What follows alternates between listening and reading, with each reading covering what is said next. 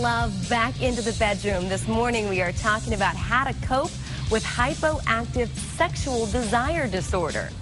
Serving all of San Diego, this is your Fox 5 News. Okay, get ready to see me flush, Erica Fox. A recent study in the Journal of Sexual Medicine gives new insight into women, follow me on this, women with and without low sexual desire. This is fascinating again. Joining us, Dr. Irwin, Goldstein, and Rose Hartzell from San Diego Sexual Health Medicine at Alvarado Hospital. We're going to break down these findings and exactly what they mean to couples and explain it, because I was just asking you guys, what is that and this and what is low sexual desire, first of all? I think most people think they know, but scientifically, what exactly is it? So first, let's take one step backward. Thank you so much one more time, of course, Fox 5, for doing this. This is so important to have discussion on sexual health issues. They're so often sort of put in the sand.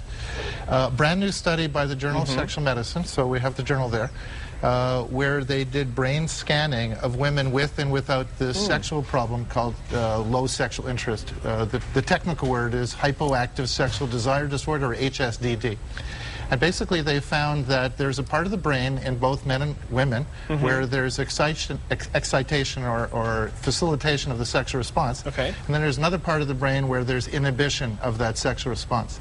So what they found is women who have low interest can have it at two levels. They can have it at low interest, low excitation of the actual nucleus, or they have another part of the brain where there's high inhibition that directly turns off the sexual reflex. So it's in your brain, it's not in your head, and there are biologic and psychologic treatments for this. What contributes to this, and what specifically, why is the effect specifically here on women? Why is the focus here on women? Well, why don't you talk?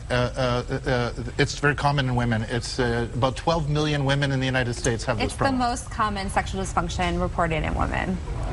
I mean, the study, obviously you guys look at a lot of these studies. Is this new information? Is this something that confirms what you guys had previously kind of already known? Well, first off, I mean, there's lots of psychological, environmental, relational problems that can contribute to low desire. This is one of the first findings where we look at kind of the biological component. Some psychological components that can contribute are poor self-esteem, inability to climax during intercourse, poor communication between a couple.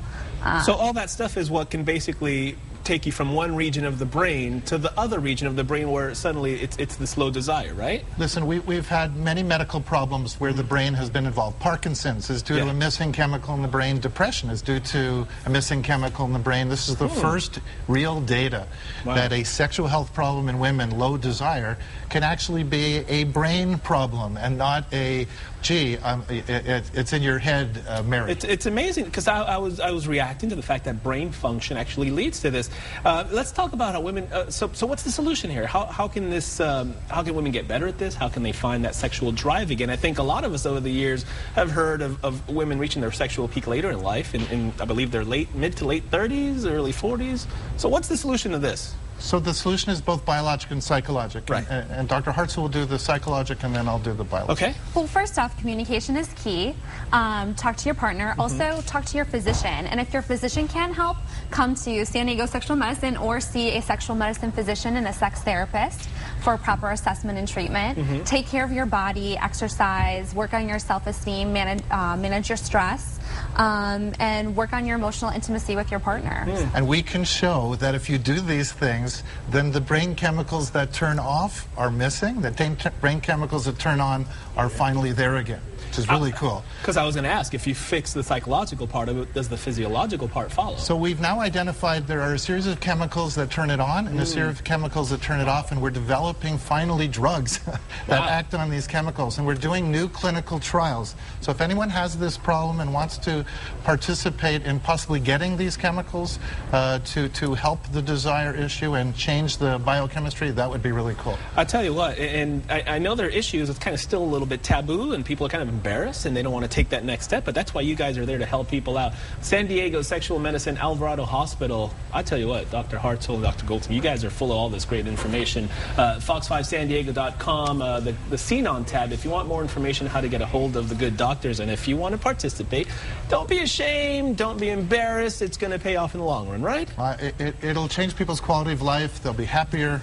Watch more Fox 5. It's perfect. That's what you combine all those elements and you got a pretty good life for the doctors. Thank you so much for coming on again. We Thank you for appreciate having it. us. All right, Eric, over to you.